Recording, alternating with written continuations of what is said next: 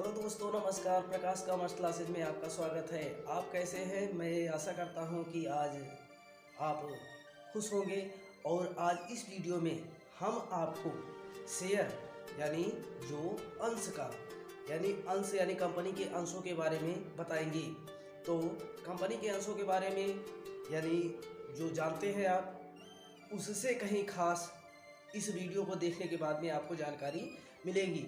तो जानते हैं, वैसे भी हम कहें कि कंपनी के अंश यानी कंपनी के अंश को इंग्लिश में आप लोग कहते हैं शेयर, यानी कंपनी के अंश को आप कहते हो इंग्लिश में शेयर। तो शेयर का मतलब ये होता है कि अंश और या भाग। तो यानी जानते रहेगा कि कंपनी के अंशों को हम या तो अंश कहेंगे या तो भाग या हिस्सा जिसे आप कहते हैं। तो आप ये जानते रहेगा कि कंपनी के अंशों के बारे में आज हम चर्चा करेंगे। तो चलते हैं, देखा जाए कंपनी के अंश के प्रकार। तो कंपनी के अंश मुख्य दो प्रकार के होते हैं। कंपनी के अंश कितने प्रकार के होते हैं इनको जानते रहे भैया। कंपनी के प्रकार, मान लीजिए ये अंश यानी अंश के प्रकार, अंश के प्रकार तो kinds of share. Kinds of share मतलब कहने का तात्पर्य ये कि अंश के प्रकार का मतलब जानते रहिएगा कि अंश मुख्य कितने प्रकार के होते हैं? दो। उनके पार्टीशन कर दीजिए, उनके अदर पार्ट होंगे उनको छोड़ दीजिएगा। मतलब कहने का मतलब कंपनी के अंश कितने ये बताइएगा, दो होते हैं। तो इनके बारे में पहली बात तो अंश के बारे में आप जानते होंगे तब भी बहुत सुंदर, लेकिन हम इस वीडियो में आपको अंश के बारे में भी बता दे रहे हैं। कंपनी की पूंजी एक निश्चित हिस्से में विभाजित होती है, बटी होती है। उस जो हिस्से को या जो बटी हुई पूंजी है उसी को हम अंश कहते हैं। एक बार फिर से हम रिवीजन कर लेते हैं कि अंश का मतलब ये कि कंपनी की वह पूंजी जो एक निश्चित हिस्से में बटी होती है, यानी एक निश्चित हिस्से में डिवाइड होती है, उसी को हम क्या कहते हैं? अंश कहते हैं या शेयर कहते हैं। तो इसे स्पष्ट हो गया होगा।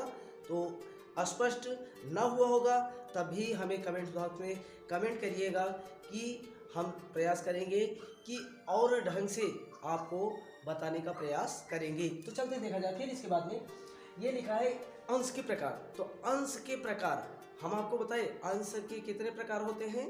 दो। यानी अंश के कितने प्रकार होते हैं? दो। तो दो, अब उनके बारे में चर्चा कर लिया जाए। तो इनके जो दो प्रकार होते हैं तो आप इनको इस हिसाब से बना लीजिएगा। इनके दो प्रकार होते हैं। तो दो प्रकार कौन?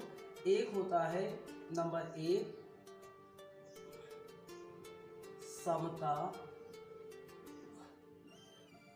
अंशधारी, समता अंशधारी, पूर्वाधिकार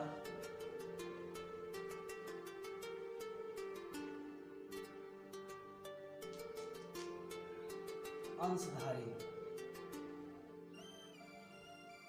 यानी इनको इंग्लिश में कहेंगे इक्विटी शेयर होल्डर और इनको कहेंगे प्रेफरेंस।